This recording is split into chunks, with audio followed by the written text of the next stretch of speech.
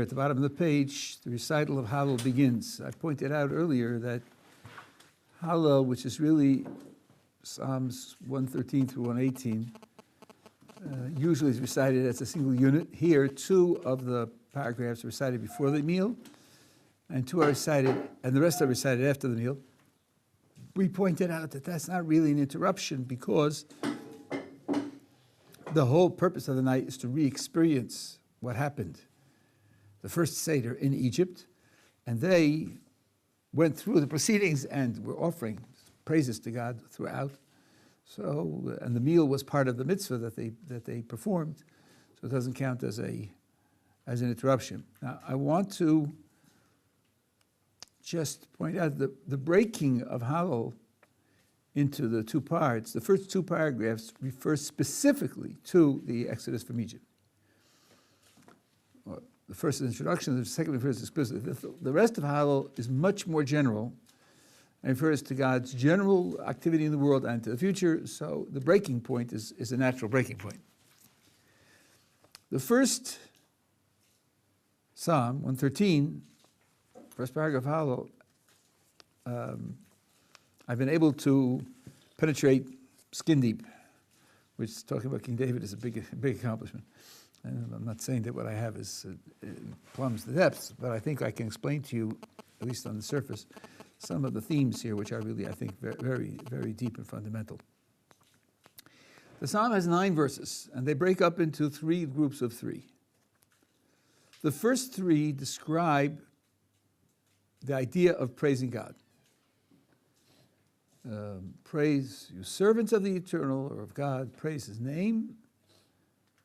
Is the name from now to eternity, time of rising the sun to its going down. We praise the name of God. That's the first 3. I'm going to question the translation a little bit, but that's the first 3. Then the next 3 describe God's position vis-a-vis the world. Who is like Hashem, our God, who dwells on high. Now here I'm going to change the translation right away because it's not literal, and the literal is much more powerful. Who lowers himself to look upon the heavens and the earth. He lowers himself. Skip the prior verses. God is high above all nations. On the heavens is his glory, or his honor.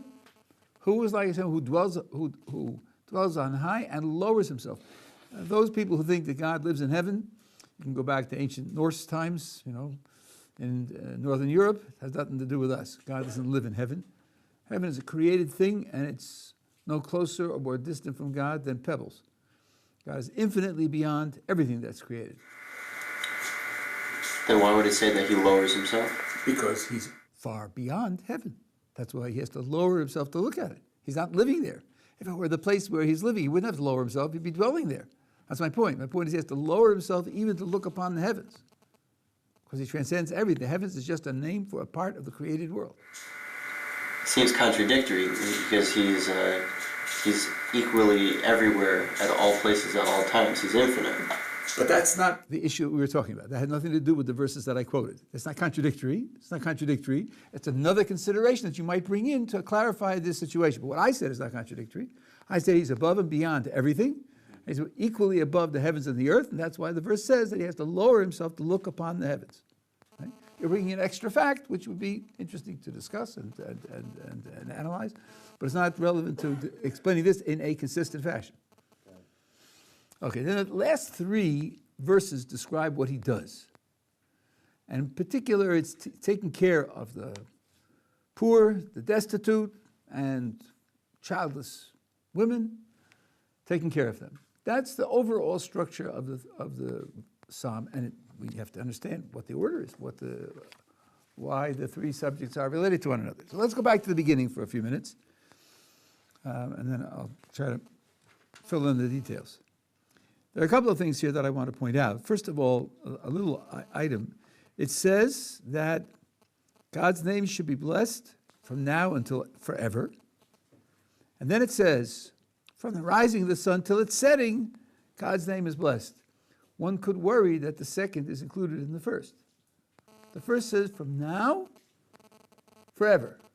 The second says from sunset to sunrise to sunset. That means only daytime. Nighttime, we take off. It's not relevant, doesn't happen. Taken that way, and that's the way the translator in this book, this pamphlet has it, but there's another way to take it. From the rising of the sun to the setting of the sun doesn't have to refer to time. Rather, it could refer to space. From east to west. From where the sun rises to where the sun sets. Not when it rises and when it sets, but where it rises and when it sets. So the prior verse, which says from now until forever, is talking about time. And this one is talking about space. That means God's praise occurs everywhere and every when. Every when and everywhere. Then it wouldn't be redundant. And some of the commentators take it that way. That's one point. The other point, which is a philosophical point, is this. We're talking about praising. Is praising objective or subjective? When you say something is great, one thing is better than another. Piece of art, piece of music, architecture, landscape sculpture. When you're praising something, is that objective or subjective? Most people naturally assume that it's subjective. When you say that something's great, what you're expressing is how you feel about it. What you're really expressing is that it impresses you, it inspires you. Someone will say that Beethoven is greater than Brahms, and others will say that Brahms is better than Beethoven. Greater than Beethoven, that will say that's not really a disagreement. He likes Beethoven better, and he likes Brahms better. That's all there is to it. There's no objective fact behind praise. There is good reason to think that that's not correct. That praise is objective. This can be supported by an analysis of the 100th Psalm. I'm not going to do that for you. I'm just going to make the philosophical point for you. And the point that I'm making now was made by John Stuart Mill. It's not my idea. And many, I think, who think about these matters and read about these matters agree. I wouldn't say it's universal, but it's a widespread view. What does it mean to say that something's objective? In particular, it means that you could be wrong. You can make a mistake. Someone could convict you of making a mistake. Let's see whether, in praising something, someone could be wrong, objectively wrong. Here's an example. Imagine a person who has never seen or heard of basketball. You meet him, you talk to him, maybe he's an Australian Aborigine or something. You say, you've never heard of or seen basketball? Wow, have I got something to show you. So you take him to a basketball court in Sydney, and the two professional teams are there, and they're warming up. And suddenly he grabs your arm and he says, wow, did you see that? That guy jumped into the air, and while he was in the air, he threw the ball into the hoop. He made a jump shot from the foul line, okay? What a great shot. You say to him, sorry, that's not a great shot. Many high school kids can make that shot. That's a common shot. That's an everyday shot. Maybe during the game you'll see one or two really great shots, but that's not a great shot. When you said it was a great shot, you were wrong. That wasn't a great shot. In particular, great things are rare. They're not every day. They're not on every street corner. They're not something that everybody can do. By definition, that's not great. So by saying something's great, you might be making a mistake. If you could be making a mistake, it can't be just subjective. If you say, I was impressed by that shot, I was moved by that shot, I was inspired by that shot, that's fine. That's your private psychology. No one can say you're wrong about your own private psychology, even though there it's also tricky because you could be lying. Right? So there, also what you say can be true or false, but you can't make a mistake about it, or even that's tricky. But the point there that's being made is that here you could be objectively wrong by saying that it's great. Now, John Stuart Mill pushed this with the following idea. Let's suppose you have two items of the same category so they can be compared, two poems, two paintings, two musical compositions, and everybody who's capable of appreciating both prefers one of them. It might be that lots and lots of people prefer the other one, but that's because they're not capable of appreciating this one. Let's take Shakespeare and Mark Twain. I think it's fair to say anybody who's capable of appreciating both of them prefers Shakespeare. I think it's a fair generalization about all people who are capable of understanding both. Of course, understanding Shakespeare is hard. The language is hard. The references are hard. The number of people who can understand Shakespeare is very, very small. But in a comparison between two items, the only people that are relevant are the people who can understand both of them. Sure, lots and lots more people enjoy Mark Twain than enjoy Shakespeare. But none of them is capable of understanding Shakespeare. So the reason why they don't prefer Shakespeare is just because they don't understand. How do I know that? Because everybody who understands both prefers Shakespeare. A person who says that Mark Twain is great, or even will say that Mark Twain is greater than Shakespeare, I know that he's only saying that out of ignorance. Usually, when a person offers a judgment that's based on ignorance, we discount it. It's not a reliable judgment because it's based on his ignorance. I'll give you an example which is a little out of date, but I think it makes the general point. I was imagining a youngster in Dubai. Say he's 15 years old, and he's watching videos about what goes on in the rest of the world. And he sees skiing in the Alps. And he says, boy, this must be what they do with political prisoners or something. It's cold there. And they're going fast, and it's dangerous. I see some of them falling, and it must be awful. Then he notices that they're smiling. And he thinks, wait a minute. They're smiling. They look happy. I wonder. And then he thinks, am I really so different from them? We all have similar bodies. We all speak languages. We all drive automobiles. Could it be that if I did that, I also would enjoy it? Why not? Are we that different? Is there any reason to think that his brain is configured differently from theirs, that he won't get happiness out of it? It's just different, and he doesn't know how to do it. But since they who know how to do it seem to be getting happiness out of it, that's now going to be an objective fact. Those people who learn how to do it get pleasure out of doing it. Because the vast majority of people who do learn how to do it do get that pleasure. I say it's dated because now in Dubai they have artificial mountains with artificial snow. I can go skiing right there in Dubai. You have to look at the Alps and be inspired from afar. So the same thing's true with Shakespeare and Mark Twain. If I love Mark Twain, and I do, I think Mark Twain is a wonderful author, and I find I'm Shakespeare challenged, as they say nowadays, and I therefore don't read it much, I can say to myself, I must be missing something. Because everybody who can understand and appreciate both prefers Shakespeare. So I must be missing something.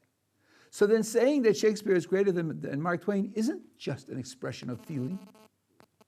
It's saying something that can be verified, both in terms of a survey and in terms of people who convert. Rabbi Salinger here is an expert on classical music. So am I, but with him I spell with a capital E, and with me I could spell with a little e. I performed classical music for many, many years, and I love classical music, and the one composer whom I found boring was Mozart. I just couldn't hear it.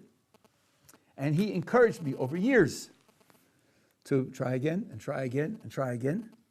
And because I have great respect for his knowledge and his understanding and his sensitivity, I did keep trying, and then eventually I had a breakthrough. And I was able to hear it now. I love it. I love Mozart. But it took a long time for me to get on the right page. On the other hand, when I was in college and I was taking a chamber music course, the last quartet that we studied was by Bartok's fourth string quartet. The professor put it on. Those were records made out of plastic and vinyl. You can read about them in history book, although they haven't come back now. So we're sitting there, and this noise starts to play in the room, And I'm thinking, are you kidding? This is just noise. This is awful. We're supposed to listen to this? Okay, it's a course. I guess I have to listen to it. So I decided I'll listen. That took about 5 minutes. And another 2 or 3 minutes later, something clicked. And I began to hear it. Became one of my favorite pieces of music, and I find it very enjoyable and inspiring to this day. Something has to click where you get on the right wavelength, if you have the ability right away, or it may take time to develop that ability. When I was in high school, I had a few friends, and I wanted to share Bach with them. So I took the Fifth Brandenburg Concerto, the first movement, which has a long harpsichord solo at the end. When that harpsichord solo is playing, I'm climbing the walls. It's just absolutely the most exciting thing in the world. So I'm playing it for them, and they're sitting there out of friendship with me, and they're twiddling their thumbs and looking at their watches and wondering, when is this going to be over? And I realized Bach is not there for everybody. You have to spend a lot of time listening. I even performed Bach, but listening and thinking and having explained to you to the point where you then can appreciate what's going on. Only then can you test whether it's worthwhile. And of course, everybody who gets to that point is thrilled by Bach. So praising is something which is an objective evaluation. That's why it can be wrong. That's why, by the way, we have music critics and opera critics who go to performances and write up their evaluation of it the next day. Who cares how they evaluate it? What are they telling me? Their private psychology? Who wants to read that? What do I care whether he had a good time? No, because they know the music well. They hear things in the music I don't hear. They appreciate it. When they write it, they're telling me what's really going on, rather than what piecemeal or fragmentary experience I would have. So when we're talking about praising God, we're talking about doing something that's objective. That's why the very first verse says, praise you servants of God. Because the ones who are his servants, the ones who are closest to him, the ones who know him best, so to speak, those are the ones who are qualified to issue praise, because they know best. And the rest of us, we follow suit. By the way, in the prayers, there's a famous verse, Kadosh, Kadosh, Kadosh, Hashem Tzvakos, holy, holy, holy is Hashem of hosts. The whole earth is, he fills the whole earth, glory fills the whole earth. Those words are spoken by angels. And every time we say them, we say, just as the angels say, so we are also saying. What are we communicating? We would never come up with those words. We would never think of those words.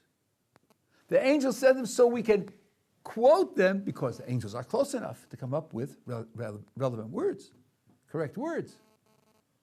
And we know the praise is correct, even though we wouldn't have authored that praise on our own. So this is a very important idea, that praise in general is objective.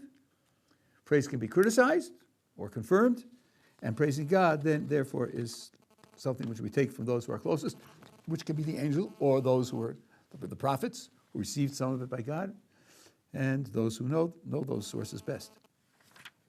Okay, that's what we have to say about the first 3 verses.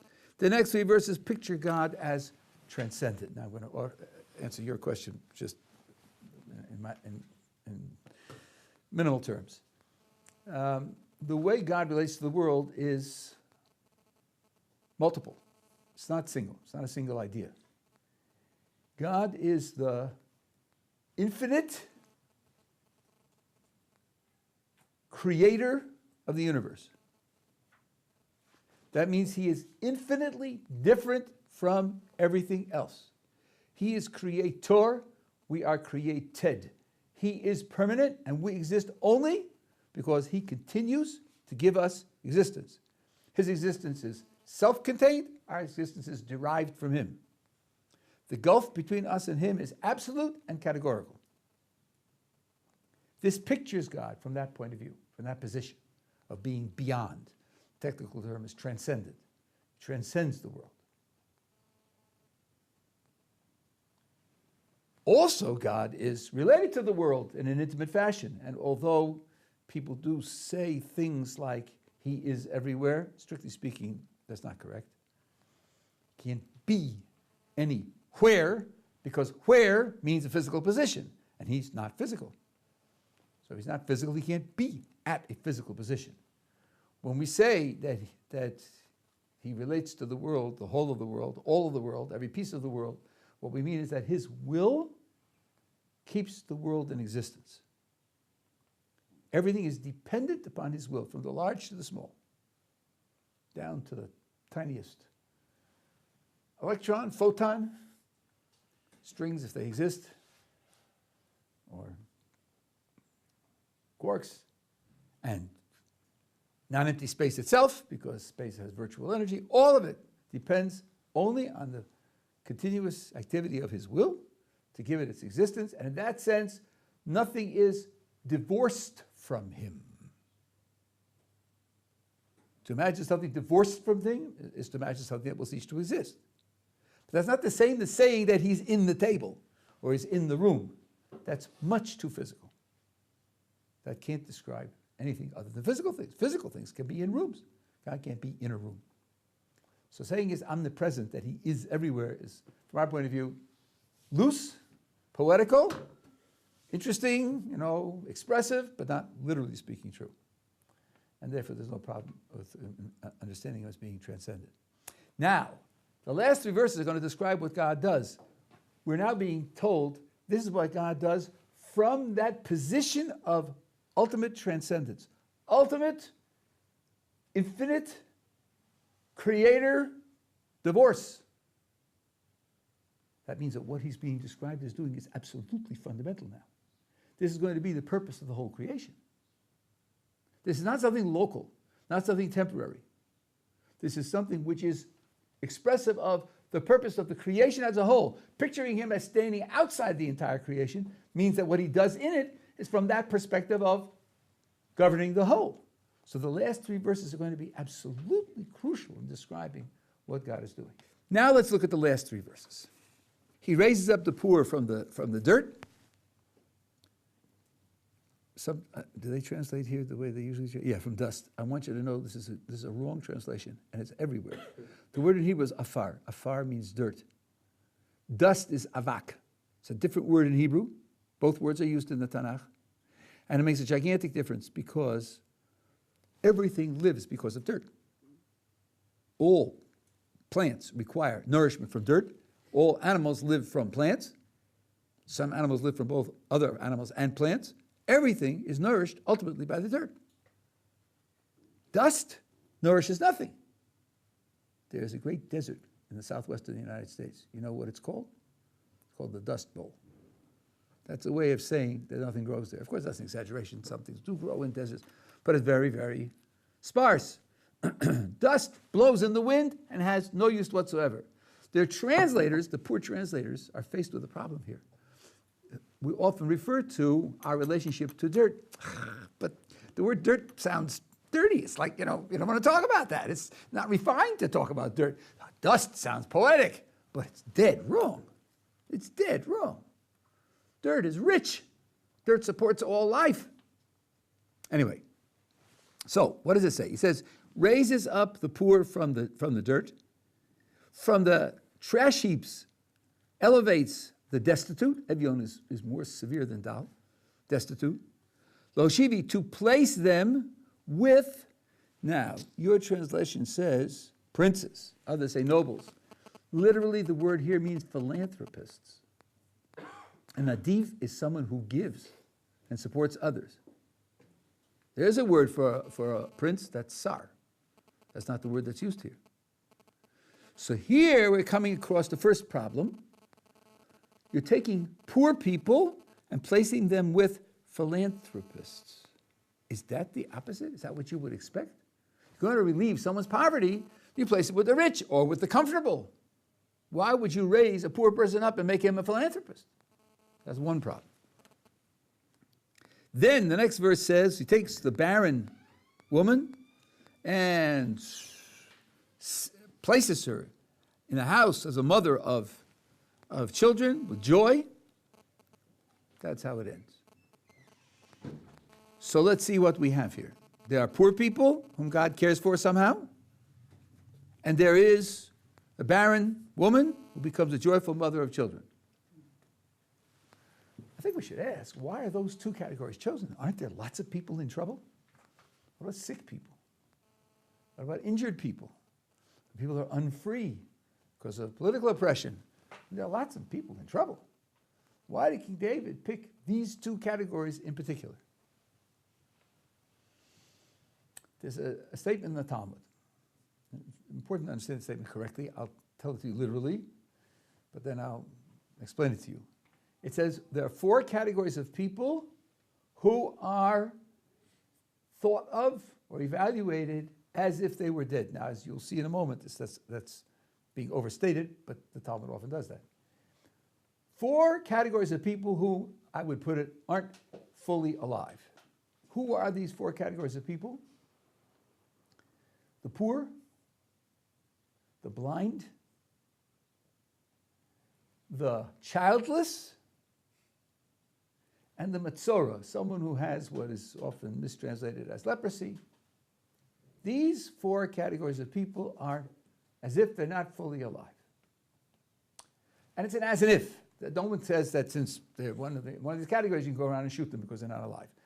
But they're lacking some crucial element of life. What element is that?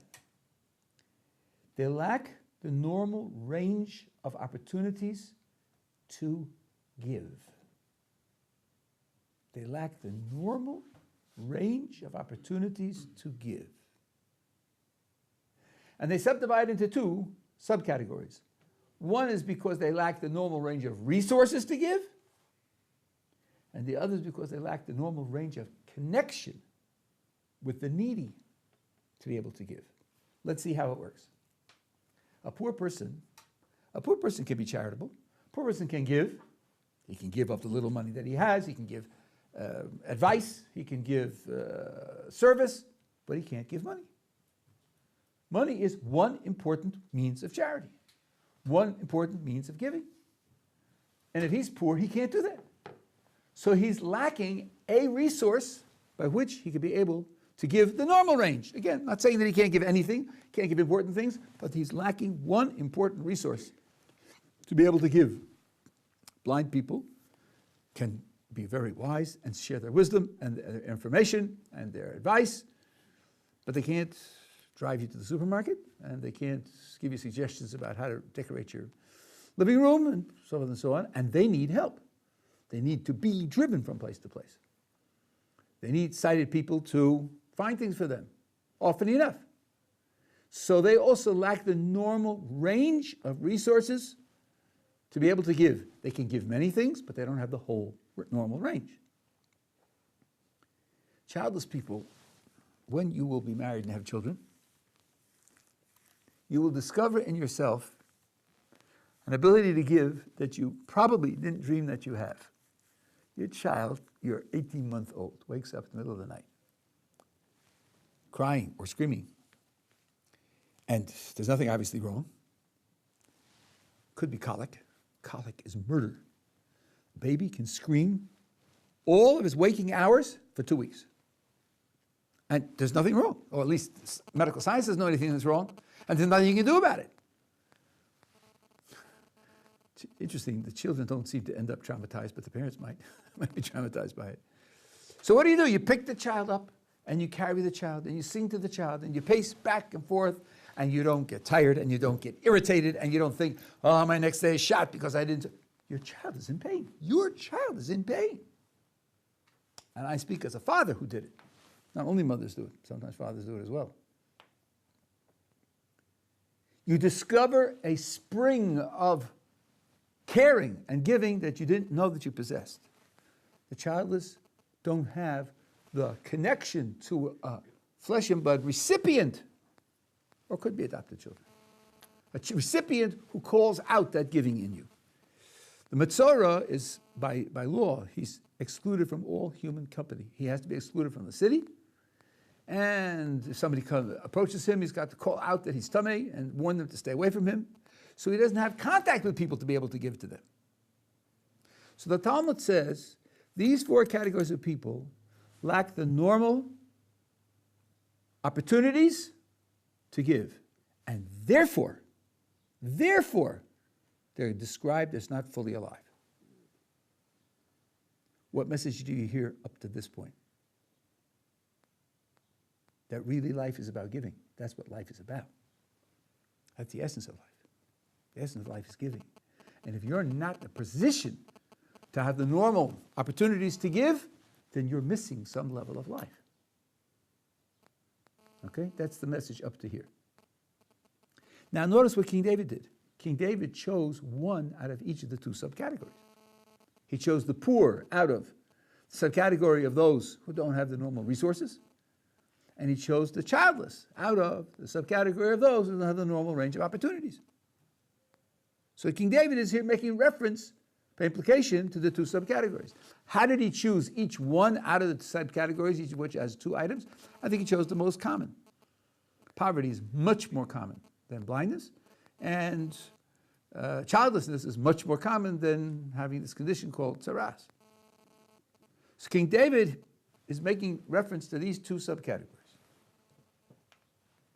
Okay, now, if you're really following me, you can put two and two together and get four. What then is God doing? What is God doing? In caring for and tending to the poor and the childless, what is he doing? He's giving them life. He's giving them life. Because the four categories, four instances in the Talmud of people who don't have the normal range of opportunities to give aren't fully alive. What does God do for the poor person? He gives him the ability to give and thereby gives him life. What does he do to the childless?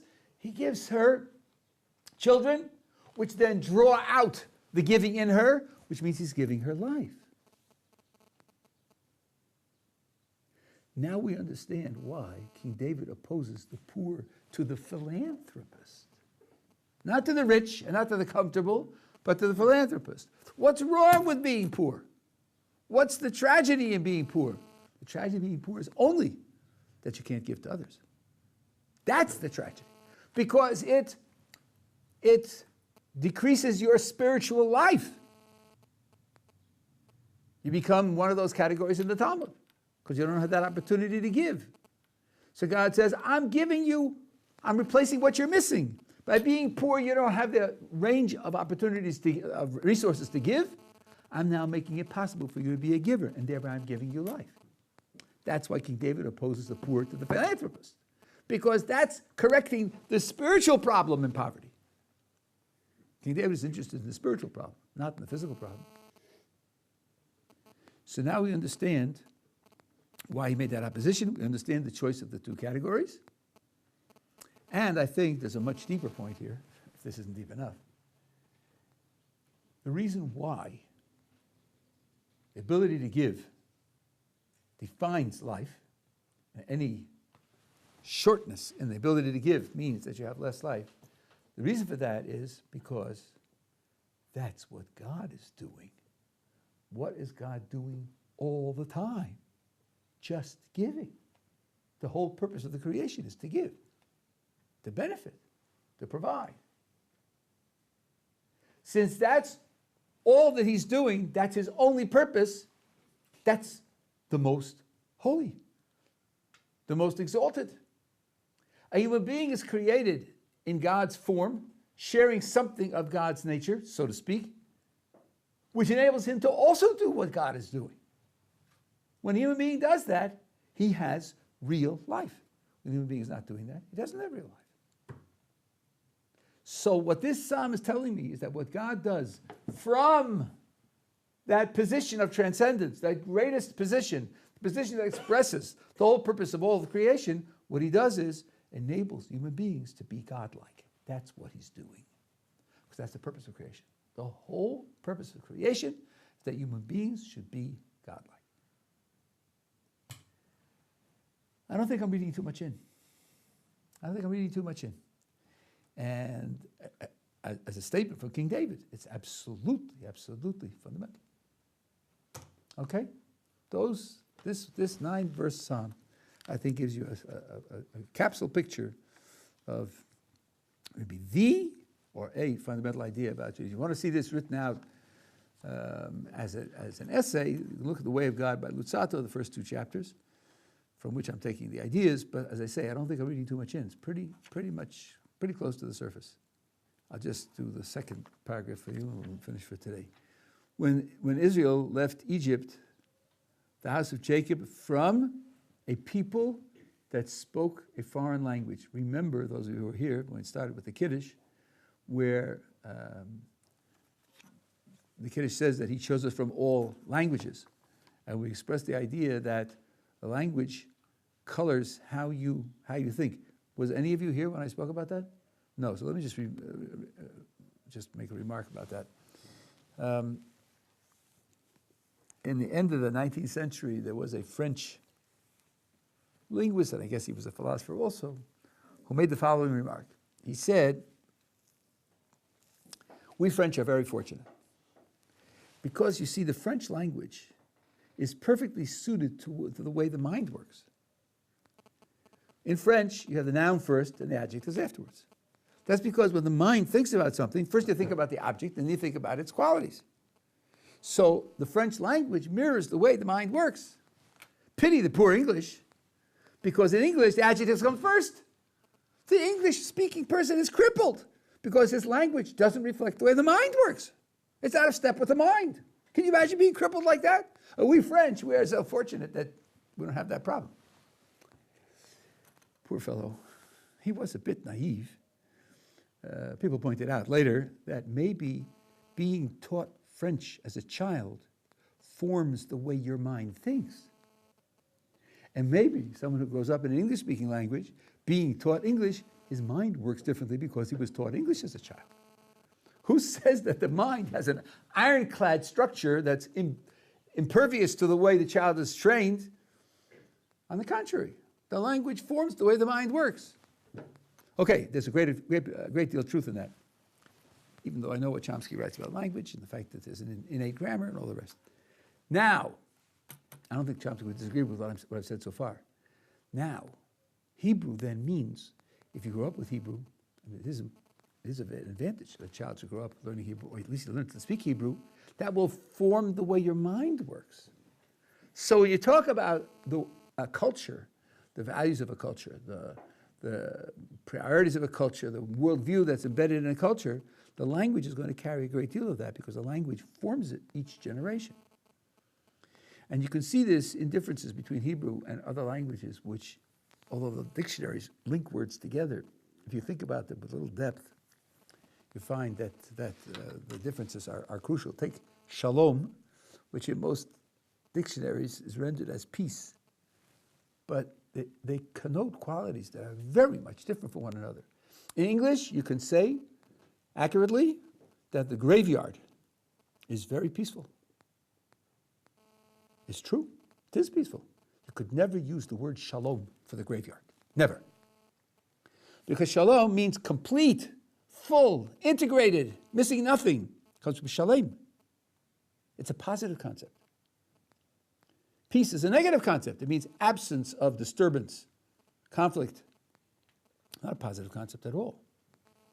So when you have this linkage of shalom and peace, it's a gigantic difference. People think they're doing something Jewish when they say, peace upon thee, brother, but it's just not doing the job.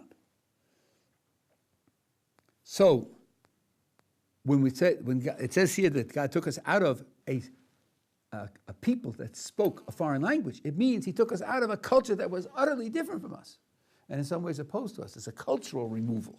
That's what the verse is describing here. Then, when he did that, Yehuda and Yisrael, this is speaking from a later perspective, were God's Holy One and his those who were subject to his kingdom.